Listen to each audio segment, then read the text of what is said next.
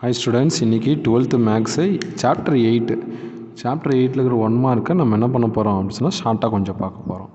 இது டாப்பர்ஸ் கிடையாது, slow லேர்னர்ஸு, average ஸ்டூடெண்ட்டுக்கு இந்த 1 மார்க் எப்படி ஷார்ட்டாக ஞாபகத்தில் வச்சுக்கிறதுங்கிறத பற்றி தான் நாம் இங்கே பார்க்க போகிறோம். இப்போ ஃபஸ்ட் கொஸ்டின் பாருங்களேன்.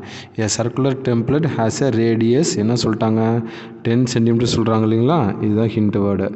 10 centimetre. The measure of radius has approximate error of 0.02 cm சொல்கிறாங்க இல்லையா, இது ரெண்டாவது ஹிண்ட் வேர்டு.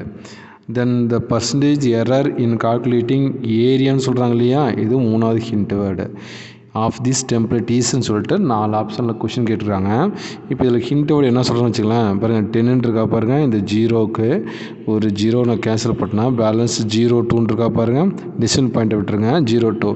இப்போ ஏரியான்னு சொல்கிறாங்க. ஏரியான்னு என்ன பண்ணணும், இதை ஸ்கொயர் பண்ணணும். ஸ்கொயர் பண்ணால் கிடைக்க பாருங்கள், 2 ஸ்கொயர் பண்ணால் 4 நமக்கு ஆன்சரு.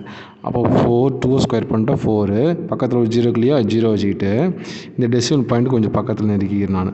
That's all. 0.4% தான் நமக்கு என்ன சொன்னால் ஆன்சர். ஓகேங்களா, சரிங்களா. இப்போ இதே அடுத்த கொஸ்டின் பாருங்களேன். செகண்ட் கொஸ்டின் பாருங்கள். செகண்ட் கொஸ்டின் என்ன சொல்கிறாங்க பாருங்கள். The percentage error of the 5th root பாருங்க, இதான் ஹிண்ட்டு. கொஷினில் நீங்கள் வேறு எதுவுமே பார்க்கணுன்னு அவசியம் கூட இல்லை.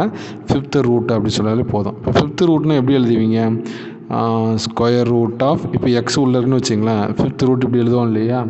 அப்போ இதை வேறு எப்படி எழுதலாம், x⁻1/5 எழுதலாம்ல. இந்த √5 5th ரூட்டை எப்படி எழுதலாம்னா x⁻1/5 பண்ணலாம். அப்போ இந்த 1/5 தான் நமக்கு ஆன்சரு, வேறு எதுவும் படிக்கணும்னு அவசியம் இல்லை. அப்போ ஆன்சர் நமக்கு என்னடான்னா 1/5 தான் ஆன்சர். சரிங்களா, தேங்க்யூ.